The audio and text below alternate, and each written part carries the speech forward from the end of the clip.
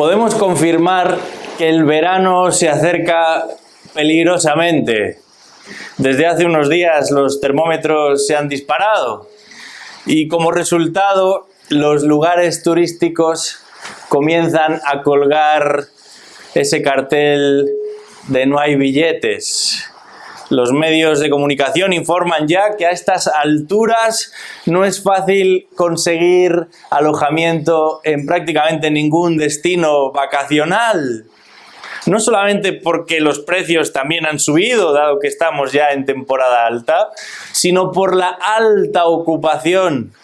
Así que existe un riesgo para el que se plantee salir de viaje sin una reserva previa. El riesgo de quedarse sin lugar donde ser hospedado. 2000 años atrás no existía la tremenda oferta que conocemos hoy, pero resultaba importante igualmente organizarse antes de emprender un viaje.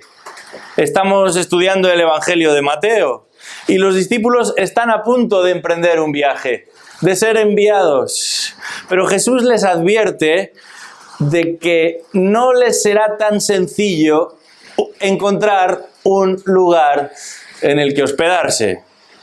Y lo que es más importante, no les será tan sencillo encontrar a personas dispuestas a escuchar lo que ellos tienen que decir.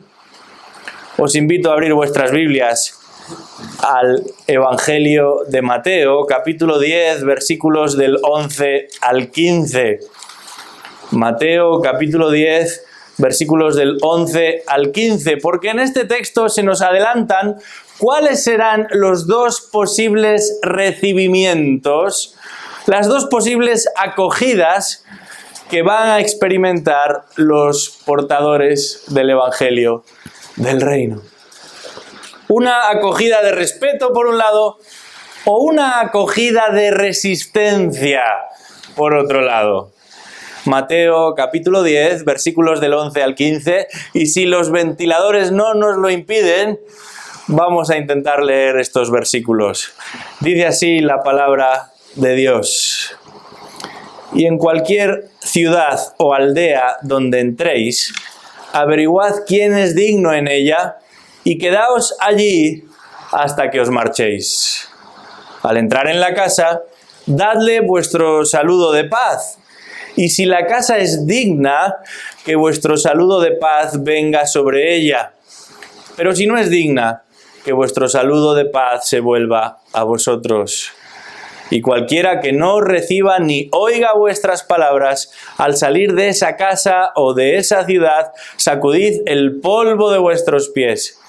En verdad os digo que en el día del juicio será más tolerable el castigo para la tierra de Sodoma y Gomorra que para esa ciudad. Hasta aquí nuestra lectura en esta mañana.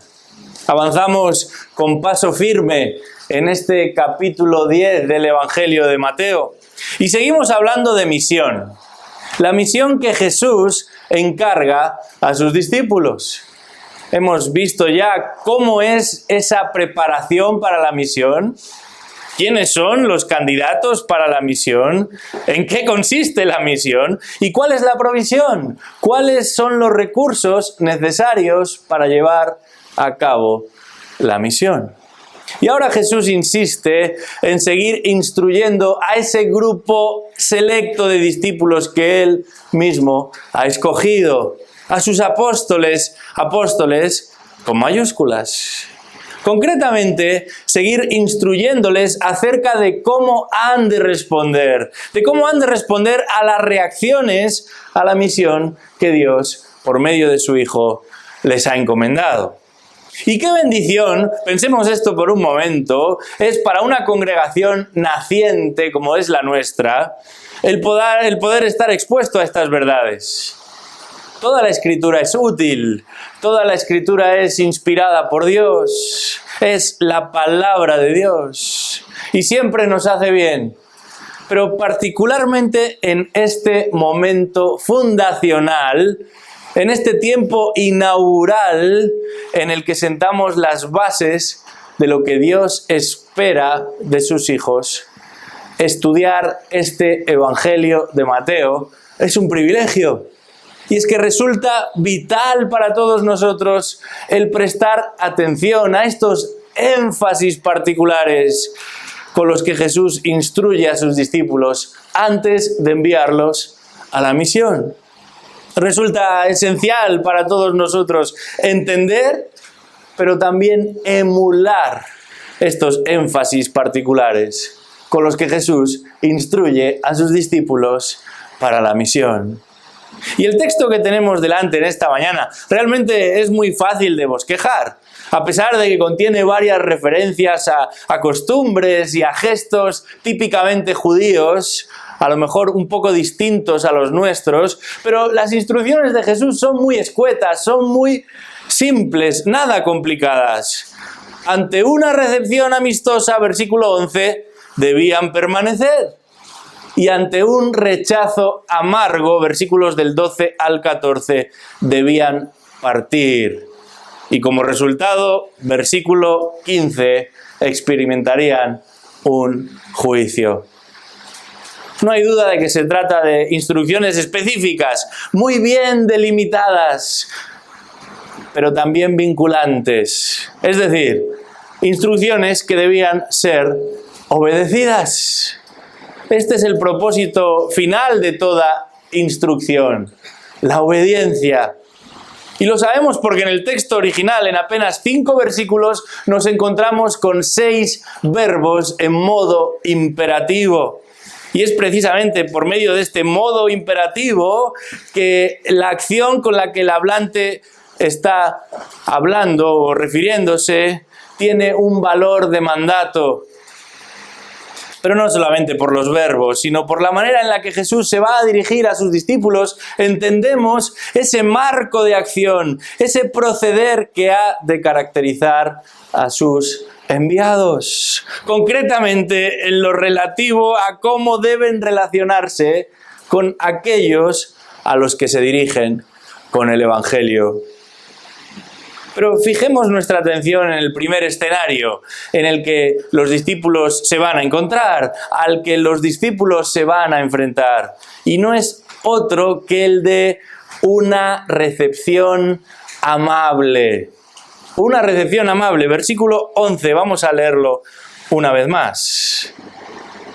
Y en cualquier ciudad o aldea donde entréis, averiguad quién es digno en ella, y quedaos allí hasta que os marchéis. En los versículos anteriores, Jesús había dado a sus apóstoles algunas indicaciones en cuanto al asunto de los recursos de cara a plantear la misión. Y la conclusión era rotunda. Dios iba a cuidar de ellos. Dios iba a proveer para ellos. Y lo iba a hacer del mismo modo que con aquel joven David que se enfrentó a Goliat. ¿Recordáis la historia? La clave de su éxito no iba a estar ni su experiencia en la batalla, ni en el tamaño de su espada, ni en lo efectivo de esa armadura tan grande que le habían prestado, sino en Dios mismo. Un Dios que reivindicó su nombre, que confirmó su grandeza, dotando del poder a un joven para enfrentarse a un enemigo temible. En este caso, la seguridad de la provisión no iba a estar ni en el plan estratégico de los discípulos, ni en los ahorros de los apóstoles, sino en Dios. Un Dios que una vez más iba a reivindicar su nombre y a confirmar su grandeza. Y para ello se serviría de la colaboración de personas que los discípulos enviados ni siquiera conocían. Personas a las que no habían visto nunca. Y ellos iban a ser los que proveyesen de los recursos a medida que estos discípulos avanzaran en su misión. ¿No son sus caminos, los caminos de Dios, los medios de Dios, muy distintos a los nuestros? ¿No son absolutos, el cuidado y el control que Dios ejerce sobre los suyos? ¿No es asombroso el poder de Dios? Por eso en Él y solamente en Él estamos seguros. Por eso bajo sus cuidados podemos decir que no nos falta de nada. No solo porque Él sabe exactamente lo que necesitamos, sino porque tiene la capacidad de darnos lo que necesitamos en el momento en el que lo necesitamos. Gloria sea dada a nuestro Dios. Pero el pasaje avanza y hemos leído el versículo 11. Y ahí hay una palabra importante, la palabra preguntad. Averiguad, dicen otras versiones. Inquirid. Y la idea detrás es la de llevar a cabo un análisis contrastado. Aunque en un sentido, el salir a la misión suscita muchos interrogantes, comenzando por cómo obtendrían lo necesario para su sustento. No se trata de ir por ahí alocadamente, ciegamente, ni en cuanto al dónde deben dirigirse, ni en cuanto al quiénes o a quiénes deben dirigirse. Sin duda, todos necesitan escuchar el Evangelio, pero en su misión, estos apóstoles tendrían que comenzar por los que manifestasen cierto interés. Y uno se pregunta, ¿cómo podemos cuantificar? ¿Cómo podemos medir? ¿Cómo podemos confirmar este interés? Jesús responde, precisamente por la acogida que ellos iban a experimentar al llegar a ese lugar. Dice el versículo 11, cualquier ciudad a la que entraseis, preguntad quién es digno y entonces permaneced allí hasta que os marchéis. Y en caso de que se diese la oportunidad, no solamente tendrían entonces que acudir a ese lugar, sino que además deberían permanecer en ese lugar. Quedaos allí, dice Jesús, hasta que os marchéis. Y uno pensará, bueno, claro, uno se queda en un sitio hasta que se marcha otro. No puede ser de otra manera. Pero la idea no es que permanezcan en un mismo punto geográfico en general, sino en ese mismo lugar en el que han sido recibidos amistosamente. Y esto con el fin que los ha llevado hasta allí. Una de las anécdotas más extravagantes que he escuchado de cómo comenzó una iglesia tuvo lugar hace más de 100 años en un pueblo rural de Galicia llamado Villar. En realidad no es más que una parroquia, sin ayuntamiento propio, pero como cualquier otra población rural, también en lo que a la religión se refiere, las costumbres son muy marcadas. Y vivir en ese lugar, en aquel momento de la historia, suponía ser católicos, apostólicos y romanos, sin excepción. Y sin embargo, un buen día, un enviado de entre los vecinos viajó más de 70 kilómetros que separaban este pequeño pueblo del pueblo de Marín, del que yo procedo, porque habían escuchado que allí había misioneros protestantes llegados desde Inglaterra. La cuestión es que se habían enfadado con el cura y querían hacerlo rabiar, molestarlo. Así que no se les ocurrió mejor idea que invitar a unos misioneros protestantes ingleses y convocar a todo el pueblo para tener una reunión. El misionero, tan pronto como escuchó esta historia, en lugar de tomarlos a chiste, en lugar de molestarse por utilizarlos de esta manera, agarró su bicicleta y se puso en marcha. Tardó algo más de 2 días en llegar a través de esos caminos abruptos porque no había carreteras. Y cuando lo hizo se encontró a todo el pueblo reunido. Al llegar allí, todo el pueblo estaba en un mismo lugar, a excepción del cura, claro. Y este misionero comenzó a predicar. Y aunque la idea original era solamente molestar al párroco, el Espíritu de Dios obró de manera singular.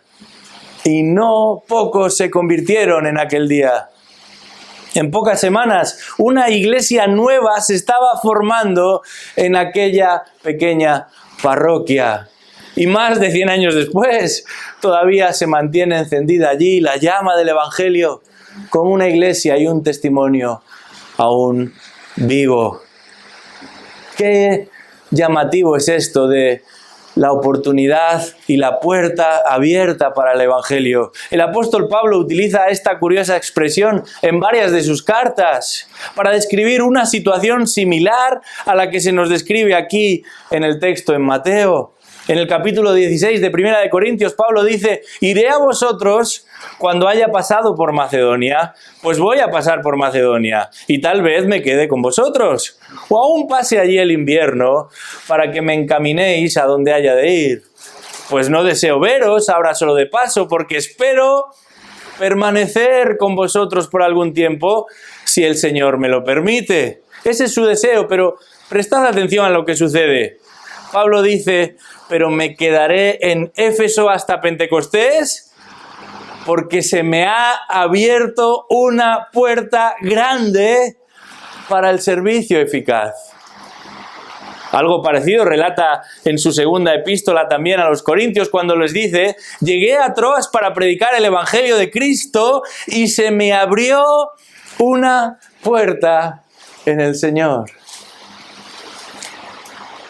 Cuando hay una oportunidad para el Evangelio, las distancias se minimizan, los relojes se paran, las prioridades se concentran y todo esfuerzo se vuelve pequeño.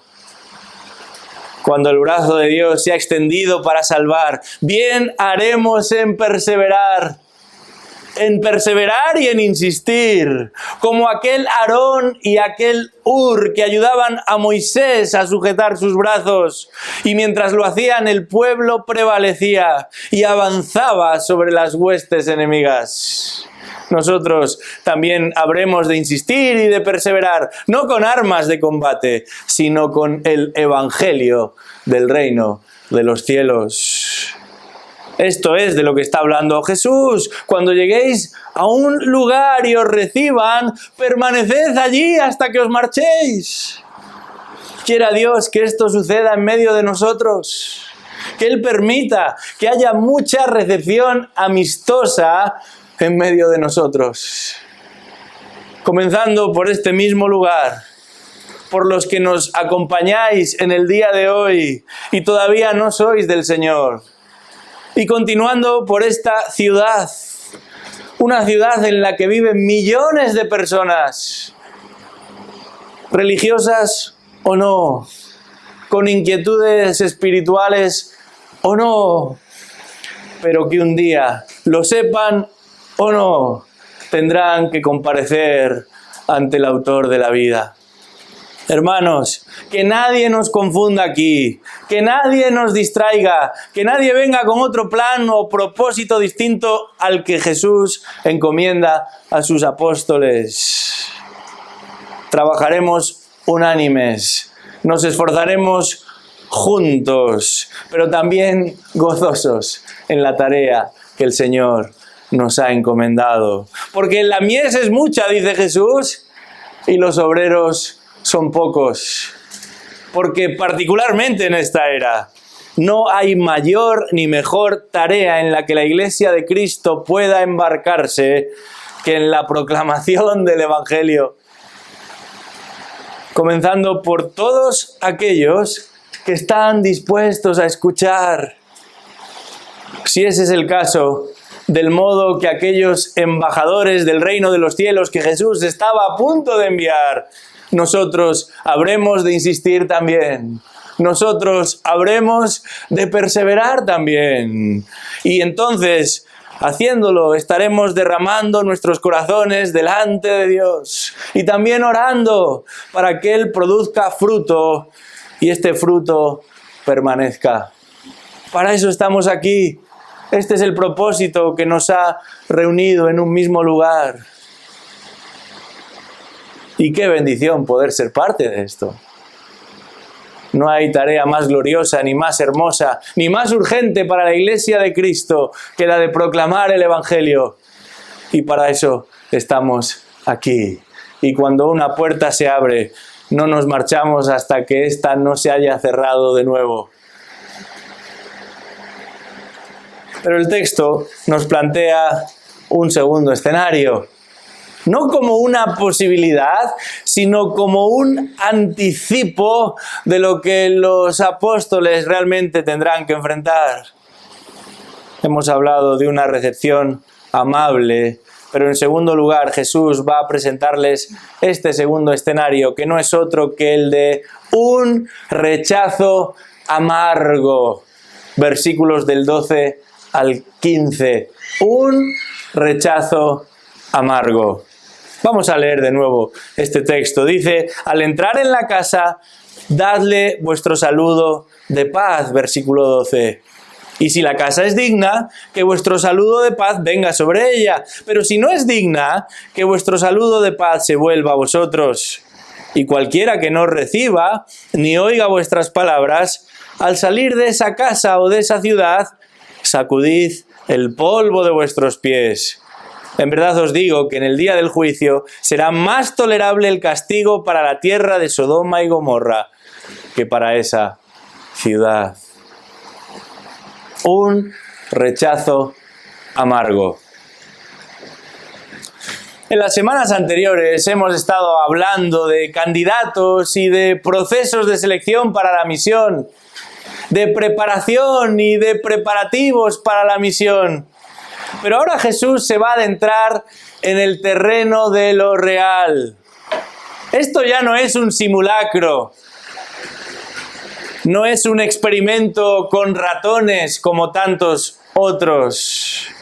Tampoco es un entrenamiento de esos que las agencias misioneras muchas veces plantean para sus candidatos. Lo que tenemos delante son personas reales, personas con nombres y apellidos, personas con bagajes y experiencias personales, a las que Jesús se va a dirigir por medio de los discípulos y de las que Jesús les va a advertir a sus discípulos que no todas ellas responderán positivamente.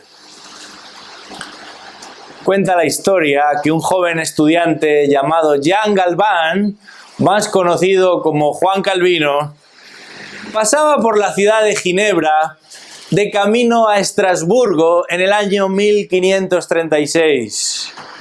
Su idea era instalarse allí, en Estrasburgo, con el fin de dedicarse al estudio y a las letras. Y no hay nada deshonroso en ello. De hecho, los que se dedicaban al estudio y a las letras en su época vivían bastante bien. Y parte esencial y fundamental de la vida del ministro tiene que ver precisamente con esto, con el estudio y con las letras. Sin ellas no hay nada que él mismo pueda ofrecer, no hay nada que en sí mismo tenga para dar a los demás. Pero en su caso, en el caso de este joven Juan Calvino, condicionado por una extrema timidez, a este hombre no le interesaba lo más mínimo relacionarse con nadie que no fuera con sus libros. Así que este joven teólogo se encuentra de camino a Estrasburgo. Y no por la ruta más corta, ni por la más fácil, porque providencialmente había tenido que desviarse. Y esa es la razón por la que había llegado a Ginebra. Pero también providencialmente, un pastor local se enteró de que Calvino estaba hospedado en una posada. Y salió inmediatamente a su encuentro. Su nombre era William Farel. Apenas alguno quizás haya oído alguna vez de él. Este hombre había leído la obra de Calvino, Institución de la Religión Cristiana, y decidió salir a su encuentro porque él mismo era un predicador tremendo, un evangelista de primera, pero no un pastor. Y se daba cuenta de que la congregación de creyentes donde él servía necesitaba un pastor. Y al haber oído de este Calvino y de su conocimiento tan abrumador, decidió salir a su encuentro y pedirle que se quedara con ellos como el pastor de la iglesia. Calvino se resistió. Durante horas se resistió. Pero ya os he dicho que este Farel era un gran predicador. Y al final lo convenció. Y Calvino aceptó la invitación de quedarse en Ginebra como pastor. Pero en apenas unos meses, ambos, tanto Calvino como Farel, confirmarían que las personas son mucho más complicadas que los libros. En menos de 2 años se produjo una rebelión interna en la congregación. Y tanto Calvino como Farel fueron amenazados de muerte por sus propios feligreses. Y como resultado tuvieron que escapar de la ciudad. Algunos pastores se quejan de sus congregaciones. Habría que mandarlos a la Ginebra del siglo XVI. Esa sí era una congregación difícil. Difícil y también carnal. Por la gracia de Dios, pasados unos meses, tanto Calvino como Farel regresaron a Ginebra. Y lo hicieron a petición de varios hermanos que se daban cuenta de que haberlos expulsado era un error. Y desde entonces, y a través de mucha paciencia e instrucción, estos lograron reconducir, a través de mucha paciencia, instrucción y gracia de Dios, aquella congregación. Al punto que terminó por convertirse en un puntal de la Reforma. Y aún los primeros traductores de la Biblia al castellano pasaron por allí, encontraron refugio en aquel lugar y también comunión y ánimo de parte de otros creyentes. Lo mismo sucedió con Inglaterra y con otros muchos países. Gracias a Dios por ello. Pero esto no es lo que nos encontramos aquí en nuestro texto de esta mañana. Jesús está describiendo a personas que no están dispuestas a escuchar. Personas que abierta e insistentemente rechazan el Evangelio. Desde el principio, durante el proceso y aún cuando los enviados han abandonado el lugar. Y hay una palabra destacada en estos versículos, una palabra que se repite varias veces, y es la palabra digno. Hasta 3 veces lo hemos leído.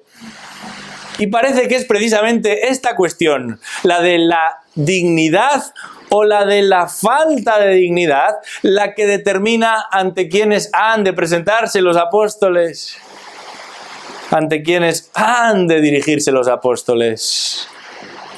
¿Y quiénes serán? No solamente abandonados por ellos, sino finalmente tratados severamente, no ya por los discípulos, sino por Dios mismo en un juicio venidero. Así que resulta fundamental que entendamos correctamente qué quiere decir eso de digno o de indigno en este contexto. Porque estar a un lado o al otro de la balanza supone una gran diferencia. Jesús había dicho en el versículo 10 que el obrero es digno de su salario. Y ahora va a hacer un juego de palabras aquí para hablar, en este caso, no ya del obrero, del enviado del Señor, sino de aquellos a quienes los obreros son enviados.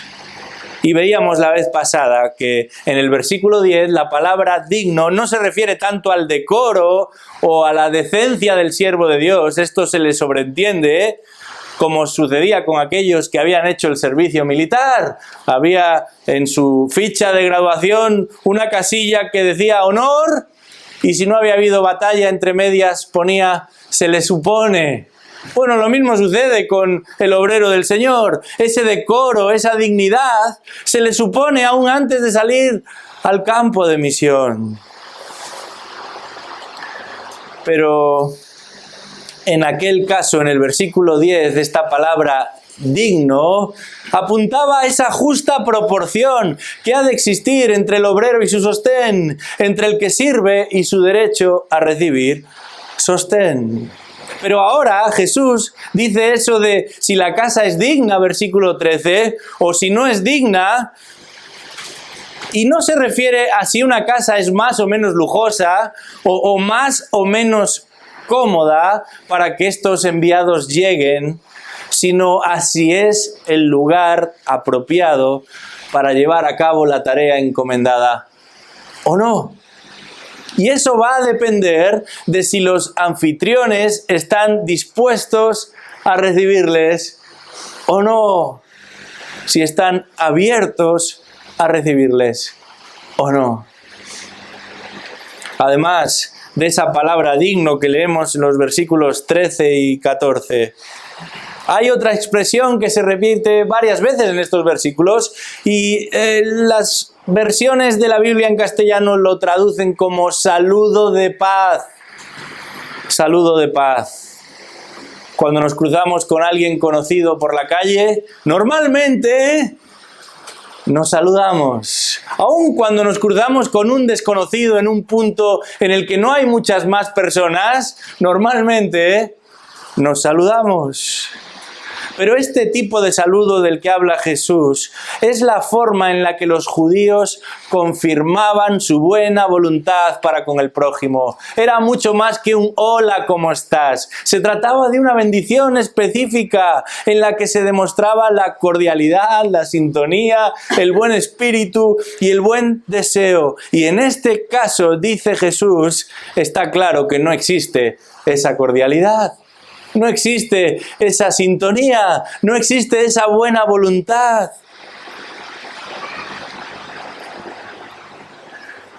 A lo largo del Evangelio de Mateo, el evangelista ha venido relatando un mensaje que viene acompañado de señales incomparables, de sanidades irrepetibles.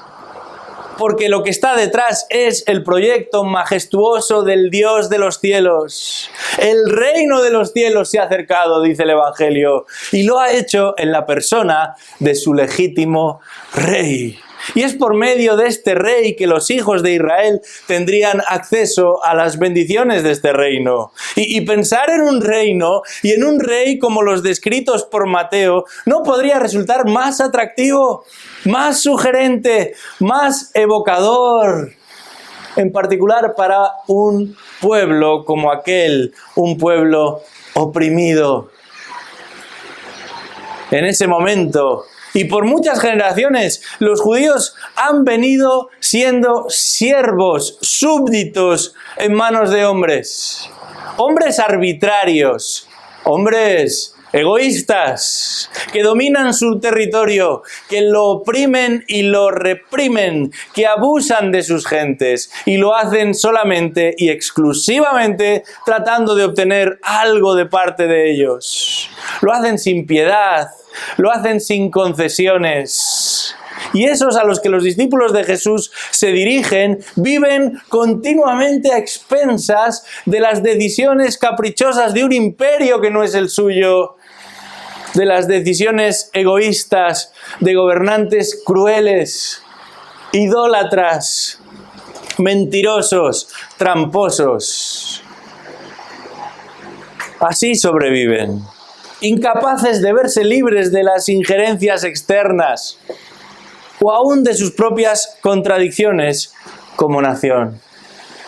Porque incluso los más devotos entre los judíos saben que todas sus liturgias, que todos sus ritos no pueden borrar sus culpas delante de Dios. Sin embargo, Jesús, y a pesar de encontrarse en una situación como esa, les advierte que no todos responderán positivamente a este mensaje glorioso del reino de los cielos. Muchos rechazarán sus palabras. Y solo tenemos que leer unos versículos más para abajo. A partir del versículo 16, Jesús dice: «Yo os envío como ovejas en medio de lobos. Por tanto, sed astutos como las serpientes e inocentes como las palomas». ¿Por qué? Porque debéis cuidaros de los hombres. ¿De qué clase de hombre? ¿De los romanos? ¿De los paganos? No, de los propios judíos. ¿Por qué lo sabemos? Dice el texto: ellos os entregarán a los tribunales y os azotarán en sus sinagogas. A continuación, Jesús comenzará a hablar de la persecución, pero por de pronto, lo primero de lo que les va a instruir aquí es de la actitud totalmente indiferente, totalmente apática y reacia que van a observar en sus hermanos judíos, tanto como para no querer tan siquiera recibirlos en sus casas. Vivimos en un lugar del mundo y en un momento de la historia, esto es el mundo occidental, el siglo XXI, en el que no existe un gran respeto por las autoridades en general. Entre los mayores o entre los más jóvenes, no importa. Solamente hay que pensar en lo que sucede en las casas, en los hogares, y cómo se relacionan los hijos con sus padres. Solamente hay que pensar en lo que sucede en las aulas de los colegios y los institutos, y lo que sucede entre los alumnos y los profesores. Solamente hay que pensar en lo que sucede en los campos de fútbol y cómo se manejan tanto el público como los propios jugadores con el árbitro.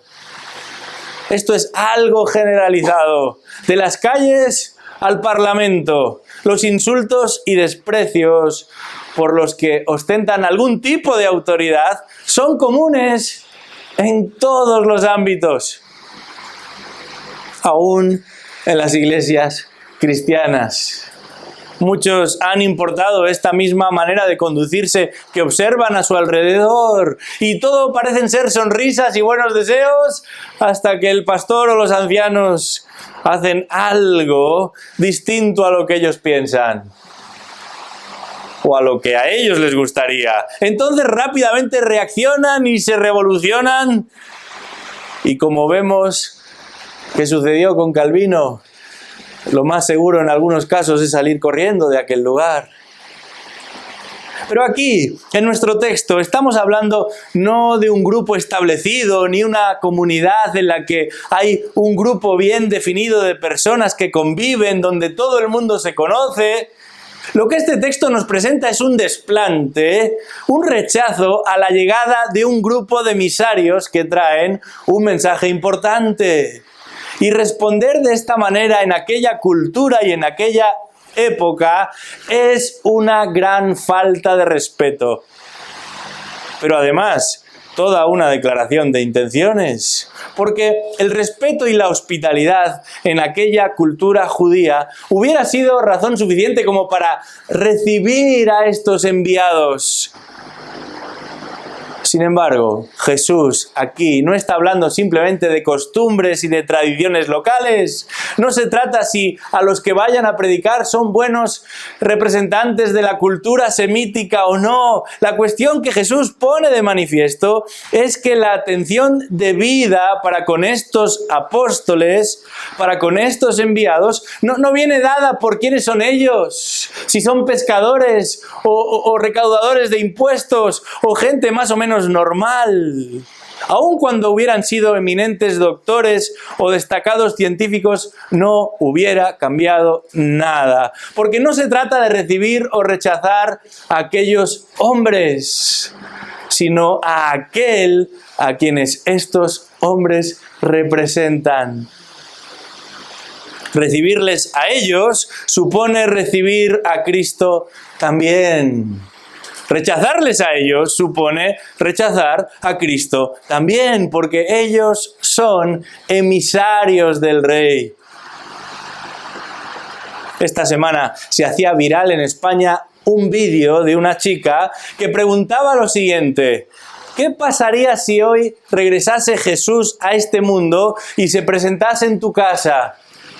Muy curioso que este vídeo se haya hecho viral, pero la razón por la que se ha hecho viral, conocido, extendido, es por las respuestas al vídeo. Porque está lleno de burlas, está lleno de insultos, de menosprecios a esta chica que simplemente lanzaba esta pregunta acerca de Jesús. Por lo general, vivimos en un momento en el que existe un desinterés absoluto con todo lo que tiene que ver con la persona de Jesús. En el caso de un vídeo como este, podríamos esperar una reacción similar. Vivimos en un mundo en el que para la mayoría Jesús, en el mejor de los casos, es un producto más en el gran mercado de ideas y propuestas religiosas. Lo preocupante y alarmante, lo decepcionante es que en el caso de los discípulos, el pueblo al que se dirigen, el pueblo al que predican, espera al Mesías, aguarda por un Salvador, clama y pide desesperadamente por la llegada del Rey. Recordemos que ellos se están dirigiendo a las ovejas perdidas de Israel. Eso significa que serán sus propios hermanos de raza, los compatriotas judíos de Jesús y de los apóstoles, quienes rechazan a Cristo. Son hospitalarios, es parte de su cultura. Sin embargo, no con los enviados de Jesús. Ellos no son bien recibidos porque no solo se oponen a estos hombres, sino al evangelio del reino que ellos predican. No toleran las afirmaciones del evangelio. Esto sucede también en nuestro medio hoy. Las personas parecen dispuestas a interactuar o a hablar de cualquier tema, por muy descabellado que éste sea. Muchos quieren verse a sí mismos como personas tolerantes, personas a las que nada les escandaliza, personas a las que nada les parece excesivo. Defienden que todos merecen una oportunidad, reclaman eso de que cualquiera ha de ser escuchado, que cualquiera ha de ser respetado. Pero si se trata del Evangelio, el rechazo es inmediato. Como resultado de esto, los apóstoles, ante esa situación, debían sacudir sus sandalias y marcharse a otro lugar. Y Jesús sabe muy bien lo que les está pidiendo, porque esta era una práctica extendida entre los judíos, la de sacudir las sandalias antes de marcharse a otro lugar. Lo llevaban a cabo normalmente cuando abandonaban un territorio gentil, una región extranjera en la que reconocían que las costumbres allí practicadas eran deshonrosas, impuras. Y la idea de sacudir la sandalia apuntaba a querer deshacerse de todo resto de arena o de polvo para no llevar ningún resto de arena o de polvo de aquel lugar de vuelta a su casa.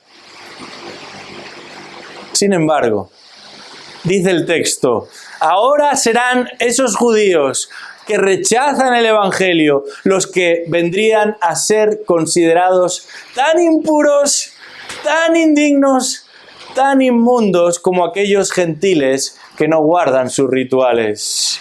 Y era de ellos, dice Jesús, de los que no debían traerse, entre comillas, ni aun el polvo o la arena cuando regresasen a su casa.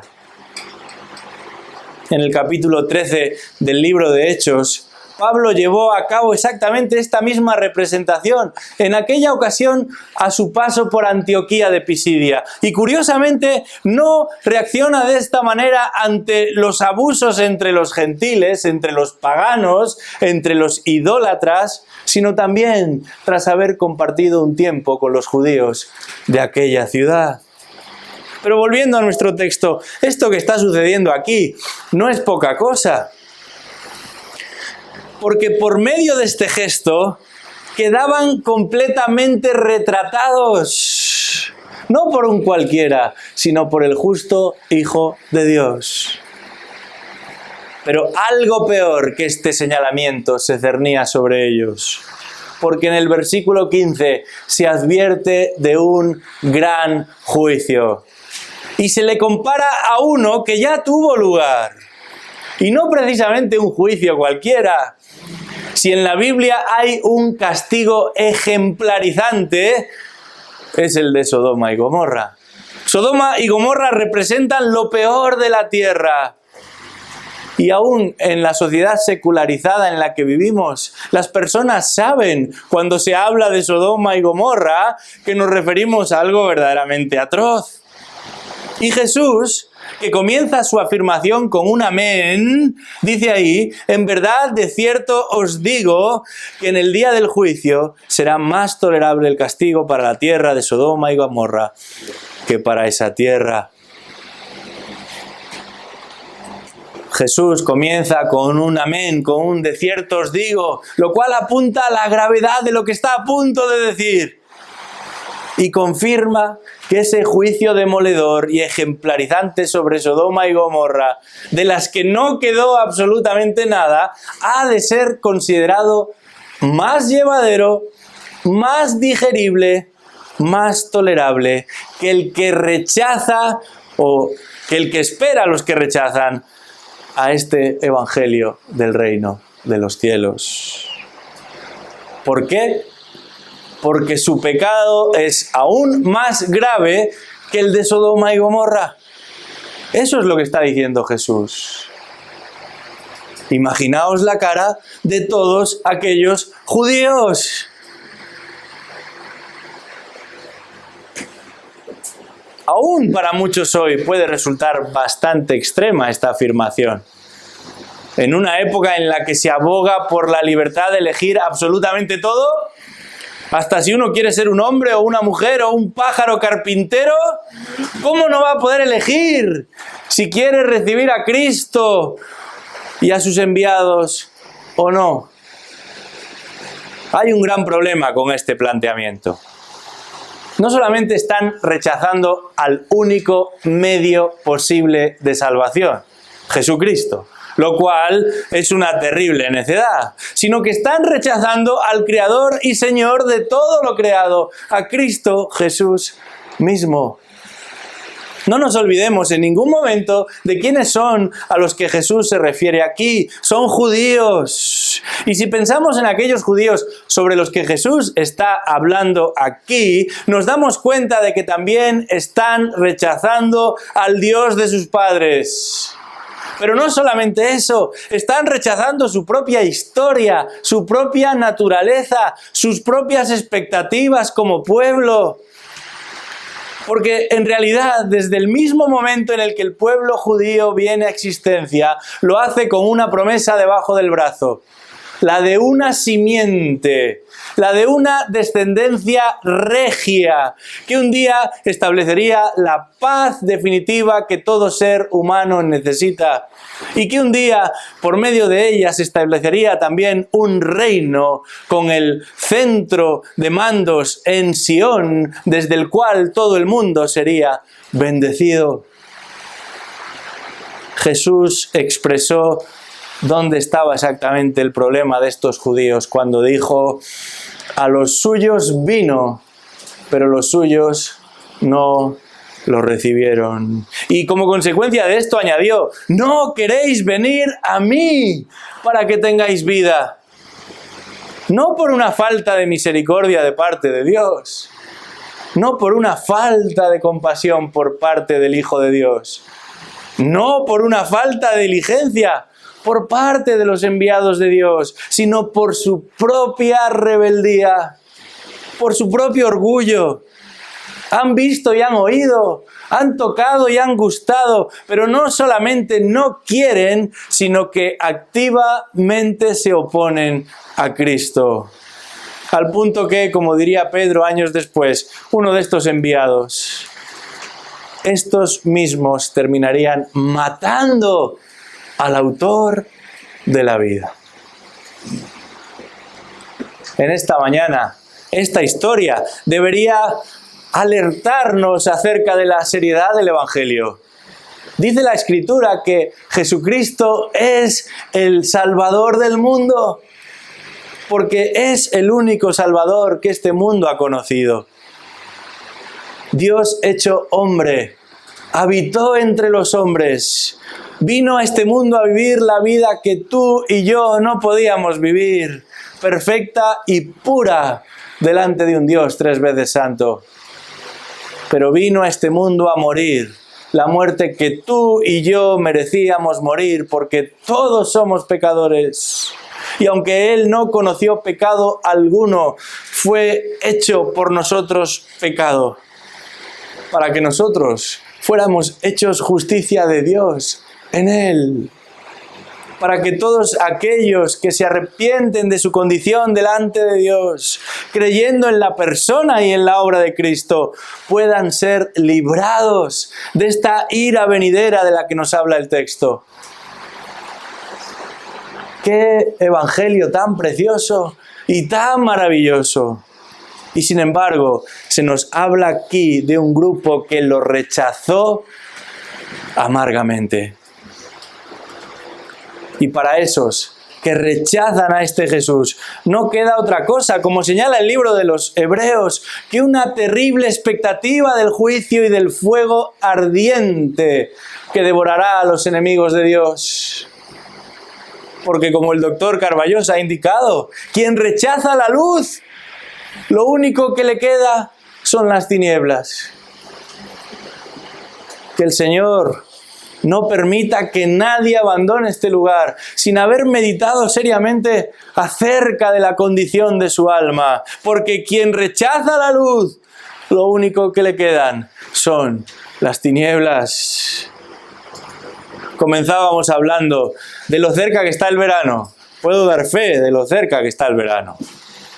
Y de cuánto se preocupa la gente por garantizarse un lugar de vacaciones.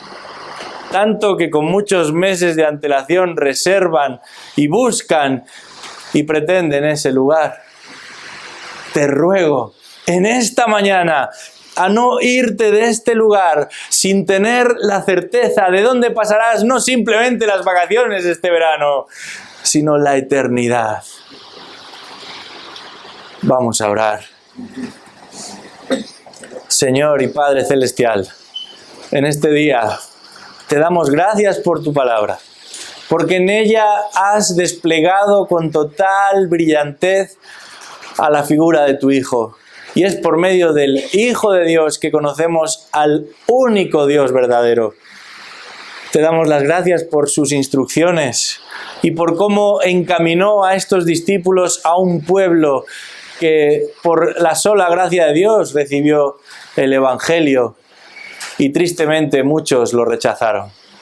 Te pedimos, oh Dios, que pongas nuestro corazón, al igual que el de ellos, a tu servicio y que podamos ser fieles y leales, de buscar, de inquirir, de averiguar quiénes están dispuestos a escuchar ese mismo Evangelio hoy. Te pedimos también por aquellos que por activa y por pasiva rechazan el Evangelio y no quieren oírlo, para que tú te apiades de ellos y en tu compasión puedan recibir la vista que ahora no tienen y ese corazón sensible a tus cosas del que ahora carecen. Te pedimos, comenzando por este lugar, por algún alma en este espacio, en esta mañana, que habiendo escuchado este Evangelio del reino de los cielos, todavía está lejos de él, para que tu Espíritu Santo lo quebrante y le presente toda la realidad de su pecado, para después presentarle también la realidad del maravilloso Hijo de Dios, y que viendo al invisible, caiga rendido a sus pies para la gloria de Dios Padre. Pedimos esto en el nombre de Jesús. Amén.